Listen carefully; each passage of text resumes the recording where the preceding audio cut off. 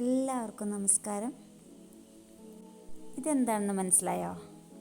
കാണുമ്പോൾ ചോക്ലേറ്റ് പോലെ ഉണ്ടല്ലേ? ഇത് ചോക്ലേറ്റ് അല്ല കേട്ടോ, ചക്ക വരട്ടിയതാണേ. ഇത് ഞാനിവിടെ കുറച്ച് ബദാമും ഈത്തപ്പഴവും എടുത്തിട്ടുണ്ട്. ഞാൻ മിക്സിയുടെ ജാറിലിട്ടിട്ട് ചെറുതായിട്ട് പൊടിച്ചെടുക്കുന്നുണ്ട്. ജാറിന് ചക്ക വരട്ടിയതാണ് പറ്റിയിട്ടുള്ളത്. ചക്ക വരട്ടിയത് ആദ്യം മിക്സിയിലിട്ടൊന്ന് അടിച്ചെടുത്തിട്ടുണ്ടായിരുന്നു. ബദാം അണ്ടിപ്പരിപ്പ് ഇതുപോലെ ചതച്ചിട്ട് ഈ ചക്ക വരട്ടിയതിൽ മിക്സ് ചെയ്തിട്ട് ഞാനിന്നൊരു ഐറ്റം ഉണ്ടാക്കാൻ പോവുകയാണേ. പ്രത്യേകിച്ച് പേരൊന്നുമില്ലാത്തൊരു സ്വീറ്റാണിത്. വേണമെങ്കിൽ സുഖി എന്നൊക്കെ പറയാൻ പറ്റും. ഇതിനു വേണ്ടിയിട്ട് ഞാനിവിടെ എടുത്തിട്ടുള്ളത് കുറച്ച് ഗോതമ്പ് പൊടിയും കടലപ്പൊടിയുമാണ്. മൈദപ്പൊടിയിലും ഇത് തയ്യാറാക്കാവുന്നതാണ്. ഈ പൊടിയിൽ കുറച്ച് ഉപ്പ് ഇട്ടിട്ടുണ്ട്. ഇനി നമുക്കിതൊന്ന് കുഴച്ചെടുക്കാം.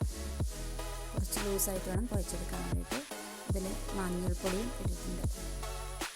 ഇനി നമുക്ക് നേരത്തെ തയ്യാറാക്കി വെച്ചിട്ടുള്ള ചക്ക വരട്ടിയത് എടുത്ത് ഉരുളകളാക്കി ഈ മാവിൽ മുക്കി എണ്ണയിലിട്ട് പൊരിച്ചെടുക്കാം.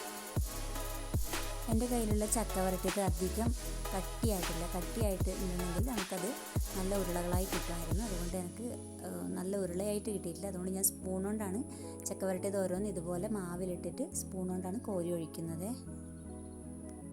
വൈകുന്നേരത്തെ ചായക്ക് വെറൈറ്റി വേണം എന്ന് പറഞ്ഞ മോള് വാശി പിടിച്ചുകൊണ്ടിരുന്നത് പെട്ടെന്ന് തോന്നിയ ഐഡിയ ആണ്.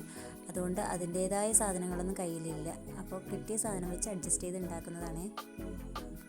അതെന്താണെന്ന് വെച്ച് കഴിഞ്ഞാൽ ഞാൻ പറഞ്ഞില്ലേ, ചക്ക വരട്ടിയത് കുറച്ച് കട്ടിയായിട്ടുണ്ടാവണം, എന്നാലും നമുക്ക് മാവിൽ മുക്കിക്കഴിഞ്ഞാൽ നല്ല ഷേപ്പിൽ വരികയുള്ളൂ. പക്ഷേ ഇത് നല്ല ടേസ്റ്റാണ്. ഇങ്ങനെ ആക്കുമ്പോൾ നല്ല ടേസ്റ്റ് ഉണ്ടായിരുന്നു. ഇതിങ്ങനെ ഓരോന്ന് സ്പൂൺ കൊണ്ട് കോരി എണ്ണയിൽ ഒഴിച്ചിട്ട് ഇതുപോലെ രണ്ട് വശവും ബ്രൗൺ നിറമാവുന്നത് വരെ മുരിച്ച് എടുക്കുകയാണ് ചെയ്യുന്നത്. എല്ലാവരുടെ വീട്ടിലിപ്പോൾ ചക്കയൊക്കെ സ്റ്റോക്ക് ഉണ്ടാവുമല്ലോ അല്ലേ?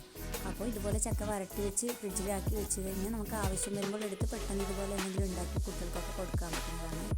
അതുപോലെ ഗസ്റ്റൊക്കെ വരുമ്പോൾ പെട്ടെന്ന് ഉണ്ടാക്കാൻ പറ്റിയ നല്ലൊരു സ്വീറ്റാണിത്.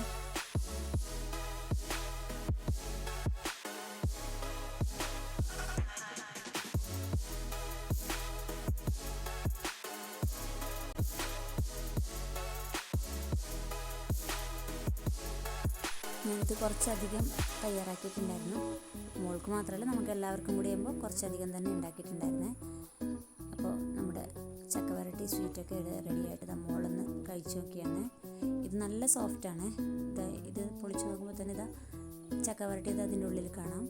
നല്ല സോഫ്റ്റാണ്, നല്ല ടേസ്റ്റുമാണ്. മോൾക്ക് നല്ല ഇഷ്ടപ്പെട്ടിട്ടുണ്ടായിരുന്നു. ചക്ക വരട്ടിയത് കയ്യിലുണ്ടെങ്കിൽ എളുപ്പം തയ്യാറാക്കാൻ പറ്റുന്ന ഒരു 4 മണി പലഹാരമാണ്. എല്ലാവരും ഉണ്ടാക്കി നോക്കണം. ഇഷ്ടമായി ലൈക്ക് ചെയ്യണം, ഷെയർ ചെയ്യണം, സബ്സ്ക്രൈബ് ചെയ്യണം. Thank you.